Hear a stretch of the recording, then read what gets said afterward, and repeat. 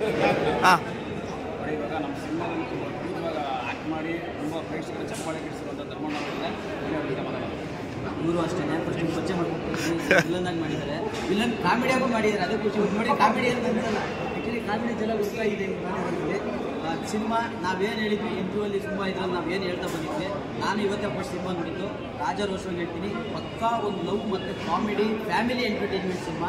ಖಂಡಿತವಾಗ್ಲೂ ಒಬ್ಬಳು ಮಗಳು ಇಲ್ಲ ಒಬ್ಬ ಮಗ ಇರೋ ಅಪ್ಪ ಅಮ್ಮಗಳು ಎಷ್ಟು ಇದನ್ನು ಒಂದು ಹುಡುಗ ಹುಡುಗಿ ಲವ್ವಲ್ಲಿ ಬಿದ್ದರೆ ಅವರ ವೇದನೆ ಹೇಗಿರುತ್ತೆ, ಅವ್ರ ಮನಸ್ಥಿತಿ ಹೇಗಿರುತ್ತೆ, ಅದು ತುಂಬ ಭಾವನಾತ್ಮಕವಾಗಿ ಮತ್ತು ಕಾಮಿಡಿಯಾಗಿ ತುಂಬ ಚೆನ್ನಾಗಿ ಹೇಳಿದ್ದಾರೆ.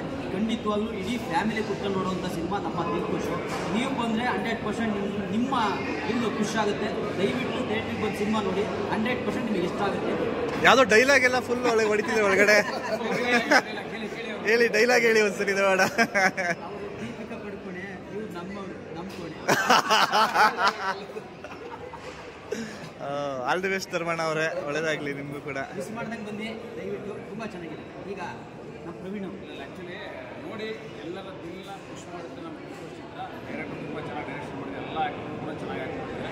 ಕನ್ನಡಿಗರು ನಮ್ಮ ಕನ್ನಡ ಸಿನಿಮಾಗಳನ್ನ ಹೆಚ್ಚಾಗಿ ನೋಡ್ಕೊಂಡು ಹೊಸದನ್ನ ಬೆಳೆಸಬೇಕು. ಹೊಸ ಚಿತ್ರಗಳನ್ನ ನೋಡಿದಾಗಲೇ ಹೊಸ ಪ್ರತಿಭೆಗಳು ಇಂಡಸ್ಟ್ರಿ ನಿಮ್ಗೆ ಏನೇನು ಬೇಕು, 2 ಅವರ್ಲಿ ಏನೇನು ಬೇಕು ಆದಷ್ಟು ಸಿನಿಮಾಗಳಿದೆ. ಒಂದು ನೋಡಿ ಆಶೀರ್ವದಿಸಿದ್ರೆ